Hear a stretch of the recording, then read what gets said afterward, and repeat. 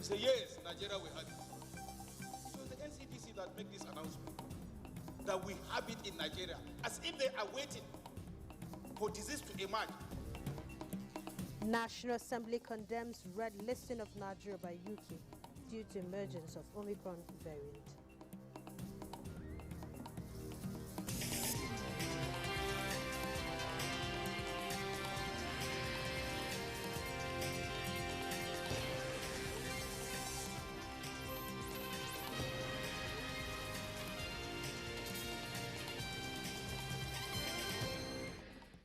The federal government is to give necessary support to the Hope Uzodinma administration in Imo State towards finding lasting solution to the challenges of security bedeviling the eastern heartland.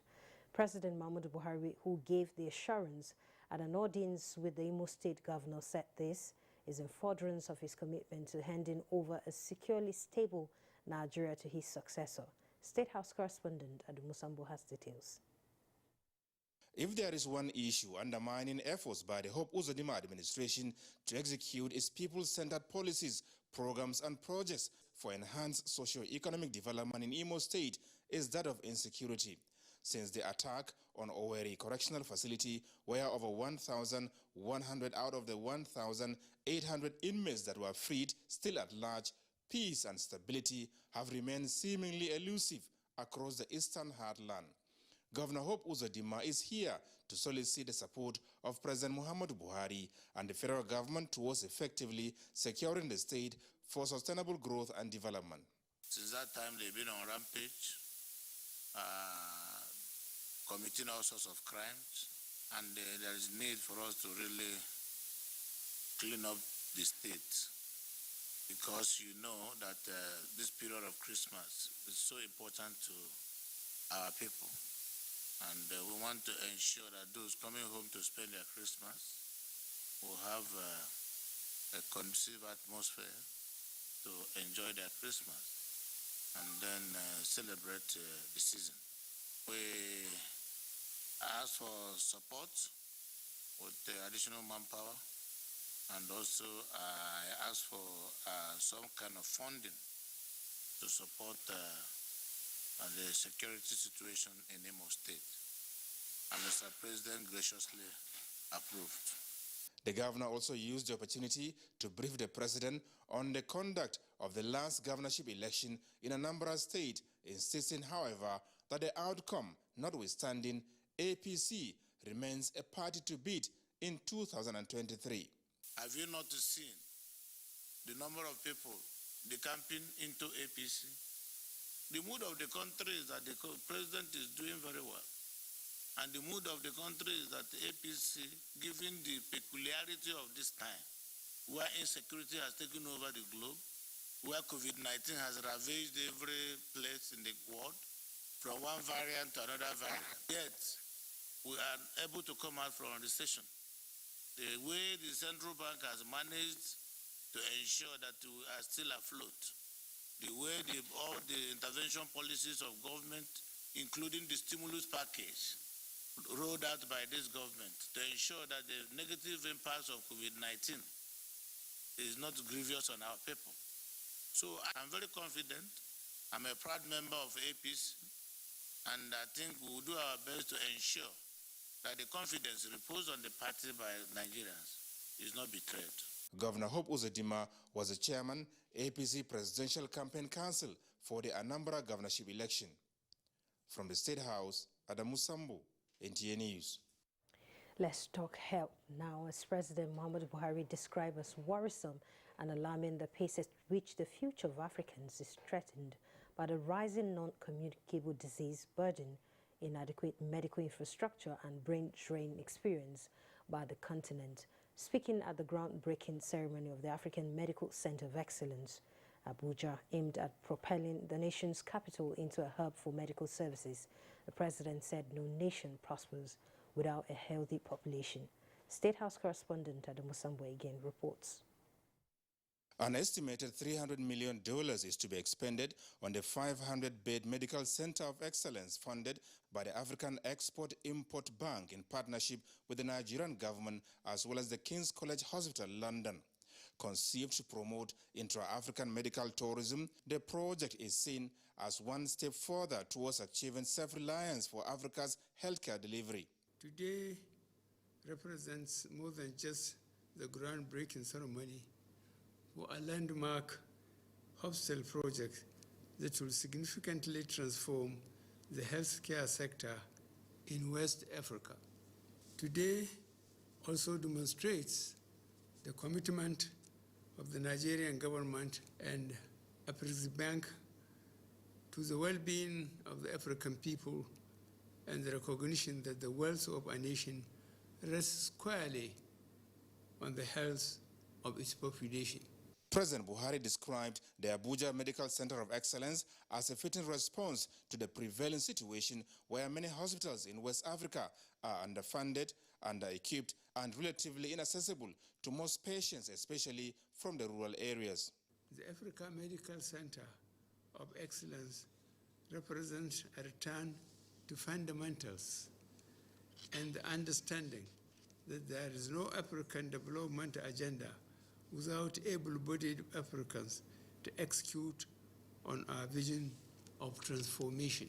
The success of the African Medical Center of Excellence will pave the way for future investments and partnerships in the sector while raising the local standard of healthcare and providing a blueprint for quality of services required to address Nigeria's and Africa's healthcare and economic challenges.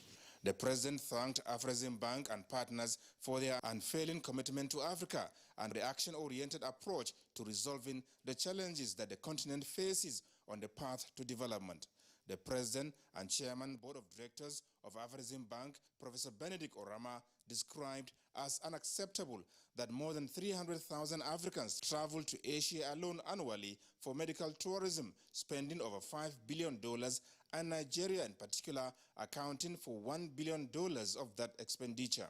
We must find ways to stop this. As we push ahead for a better continent, we must also make a concerted effort to take control of our healthcare needs. We must promote investments that enable us to deal with today's health challenges and prepare us to confront those of the future. The modernization of our healthcare systems is a continental emergency. Our ambition and plans are to create a network of medical centers of clinical excellence throughout Africa and link these through advanced digital technologies so that the whole of the continent benefits from the extraordinary facilities and knowledge base that will be available.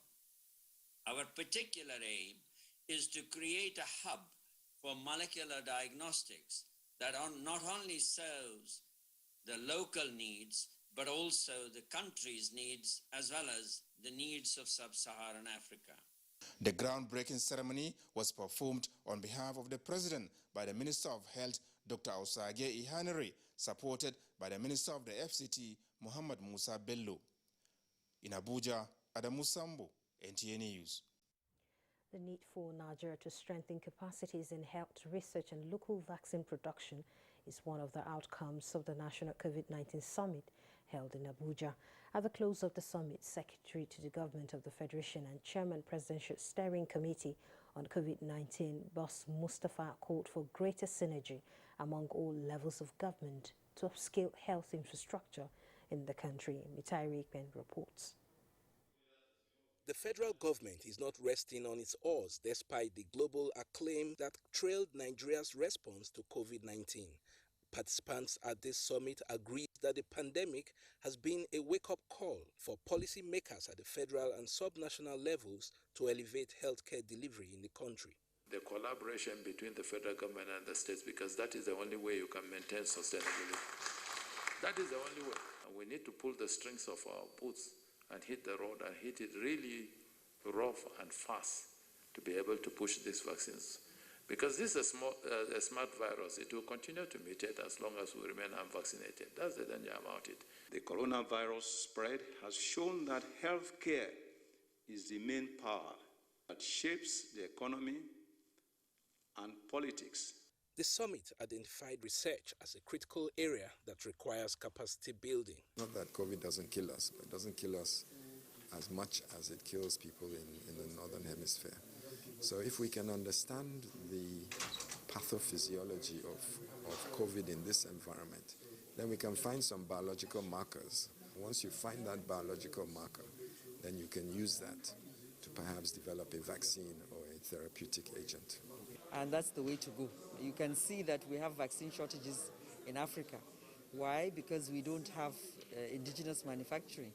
There is need for Nigeria to build on the very, very exceptional work that has been done by the Presidential Steering Committee to create a more formidable healthcare system that will be resilient enough to address any pandemic or epidemic in the nearest future. So preparedness is the takeaway. To put the preventive mechanisms so that we can be able to curtail the spread. This summit comes to a close, but the COVID-19 pandemic is still raging. State governments are urged to counter vaccine hesitancy with greater advocacy. In Abuja, Mitaire Ikben, NTA News. And an additional 107 new cases of COVID-19 have been confirmed within the last 24 hours. The latest figure released by the NCDC, FCT has the highest number of new infections with 38, followed by Oyo with 21, Rivers has 17, Edo 13, Delta 7, Enugu and Zamfara presented 3 cases each, and Plateau has 2. At the moment, Nigeria has 214,896 confirmed cases of COVID-19, with 207,495 of the patients treated and discharged, while 2,980 died of the virus. And from today's report, the confirmed cases reported for Delta stayed for 6th, 4th and 7th December 2021. 4 confirmed cases reported for Enugu State for 6th December 2021 and 1 discharge case reported for Enugu State for the 6th December 2021, while 5 states with 0 cases reported: Kano, Ogun, Ondo, Osun and Sokoto. Nigerian Governors Forum has rejected the recent stigmatization of countries from the new variant of COVID-19, also known as Omicron, by the World Health Organization, leading to travel ban for fear of widespread. A statement by the forum described actions of Canada and United Kingdom in the inclusion of Nigeria on the list of banned countries after few cases of Omicron as unfair and discriminatory. Laments the non-listing of high-risk and infectious countries.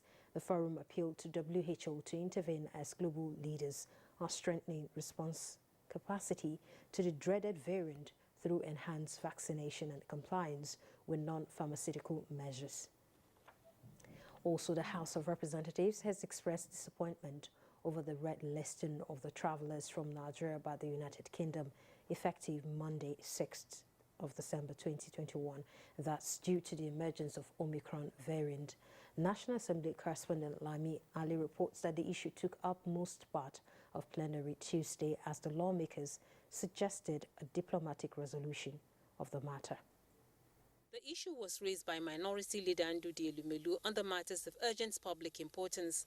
House members noted the implications on individuals and businesses and wondered why the UK chose to apply the measure on Nigeria and few African countries when the same virus has been found in many countries in Europe.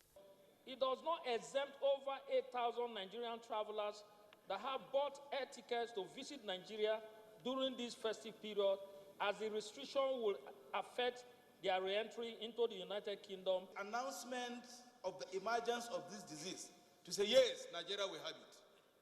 It was the NCDC that made this announcement, that we have it in Nigeria, as if they are waiting for disease to emerge. Before they announce that we have it. Now, what is the fault of the British government? This is a time that there is need for us to fix our country. We've had a whole lot of brain drain, Mr. Speaker, and we need to fix our health care. Among our own responsibility is to ensure we protect the citizens of our country wherever they are.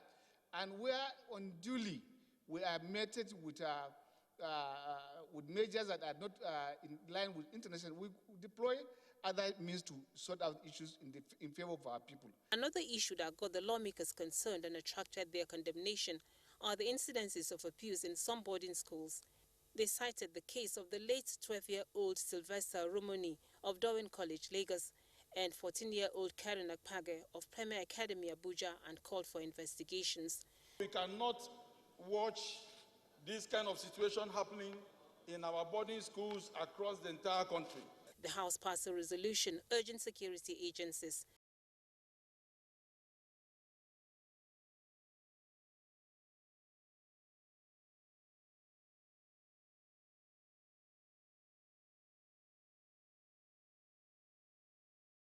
which took refuge in Bagana are often clashing. A bill seeking reforms to regulate legal profession was among the 4 that passed second reading, while 3 bills passed, including the bill to establish Nigeria Postal Services Commission for the development and regulation of such services in Nigeria. Chairman House Committee on Information, Segun Odebumi, has laid the report of the bill to establish Council of Advertising Practitioners for consideration. In another development, the Deputy Speaker Ahmed Idris Wasi has hosted the Student Union Government of the University of Jos, during which he urged their contributions to peaceful coexistence in Plateau State from the National Assembly. Lami Ali, NTA News. This is the news at 10 on NTA News 24, reaching you live on the network service of the NTA. Still ahead.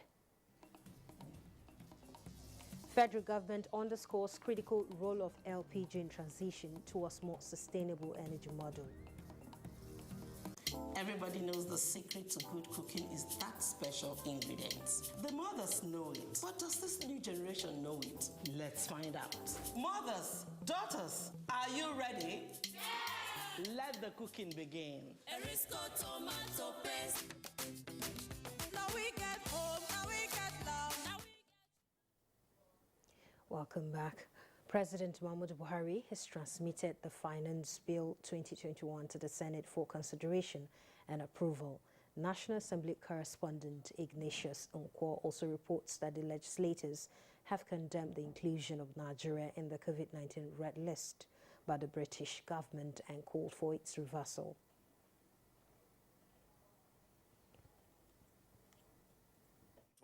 Plenary took off with President of the Senate Ahmad Lawan reading presidential request for the consideration of the Finance Bill 2021. Seeks to support the implementation of the 2022 federal budget by proposing key reforms to specific taxation, customs, excise, fiscal and other relevant laws. A motion by Senator Ike Ekweremadu called on the British government to remove Nigeria from its COVID-19 red list, while the motion by Senator Bio Barakuma Degieremioyo urged Aito Oil Company to urgently stop the oil spill, remediate and compensate Opunembe communities in Bayelsa State. We call on the federal government to then constructively engage the British authorities with a view to reverse this inclusion. The entire mangrove forest and aquatic life have been adversely affected by this methane gas. To remedy the environment, but also to penalize the oil company for devastating the lives of the people in that area, in Nembe. The National Sports Commission, Federal Investor of Sports and Kalagwe Bonny State Establishment Bills, sponsored by Senator Obinna Oba, passed third reading, while the National Coast Guard Establishment Bill, sponsored by Senator Ayo Eyakenyi, the Nigerian Customs Service Commission Establishment Bill, sponsored by Senator Francis Alimihena, and the Bill to Domesticate African Union Convention on the Protection and Assistance of Internally Displaced Persons in Africa, sponsored by Senator Frank Ibezim, passed second reading. To encourage the advancement of learning and opportunity of acquiring higher education in sports. Enforcement of laws and regulations on Nigeria's coastal and internal waters. Is to support the enactment of this bill so as to empower the Nigerian Coastal Service to be at par with international standards. Core IDP issues from the relief stage to resettlement and reconstruction of damaged infrastructures as contemplated by Nigeria's international obligation under this treaty becomes compelling. The Federal University of Science, Technology and Innovation Agulu Anambra State Establishment Bill, sponsored by Senator Uche Ekwunife, also passed second reading. Senate paid tribute to former member of the Senate, Benga Aluko, who died on the 20th of November 2021. From the National Assembly, Ignatius Nkwo, NTA News. Main players in the liquefied petroleum gas sector opened discussions in Dubai, United Arab Emirates, on the future of industry, digging deeper into the challenges but also the opportunities the industry is facing. Vice President Yemi Osinbajo delivers the key note address and underscores the critical role LPG could play in the transition towards a more sustainable, secure and competitive energy model. State House correspondent Jide Onifade reports from Dubai. At a time when the world is trying to reduce carbon emissions and energy crises are also soaring, many are asking what the future holds for the liquefied petroleum gas industry. Stakeholders are, however, looking beyond the challenges caused by climate change and seeing rather the opportunity created. Beyond being an effective transition fuel, LPG is said to be part of the destination as it is being used as a precursor for green hydrogen with zero emission, and an eventual move to bio-LPG will allow countries like Nigeria to keep existing infrastructure in place, capitalize on already existing supply and distribution chains, and reach net zero at far lower cost. Vice President Yemi Osinbajo observes that the impressive turnout also speaks to the collective desire to exchange innovative ideas of the future of the liquefied petroleum gas business. Although all countries must play their part in the fight against climate change, a global transition away from carbon-based fuels must account for the economic differences between countries and allow for multiple pathways to net zero emissions. All aspects of the LPG value chain will certainly require investments, and we on our part, the federal government of Nigeria, are ready and willing to support investors willing to partner with us. But besides celebrating success, we have a second objective, and that is to embrace the future. We have a great opportunity to work with our residential and commercial energy consumers and support them through energy transition. This year's themes of energizing tomorrow is in line with what we want to accomplish in the near future. It's about all of us as global citizens taking a step forward in the right direction, which will protect our future. Well, the Vice President is not the only one clamoring for a gradual phasing out of fossil fuel. The LPG community, they're also concerned about the challenges of climate change and its effect on the people, as well as the poverty level amongst the people and their access to energy. From Dubai, Jide Onifade, NTA News. And back home in Nigeria, the Association of Professional Bodies has thrown its weight behind the federal government on the decision to do away with petrol subsidies as contained in the 2022 budget. Speaking in Abuja, Akin Oyigbola, president of the bodies, emphasized that Nigerians must look inward to reduce pressure on foreign exchange while leveraging on opportunities provided by the African Continental Free Trade Area. Leah Katun Babatunde reports.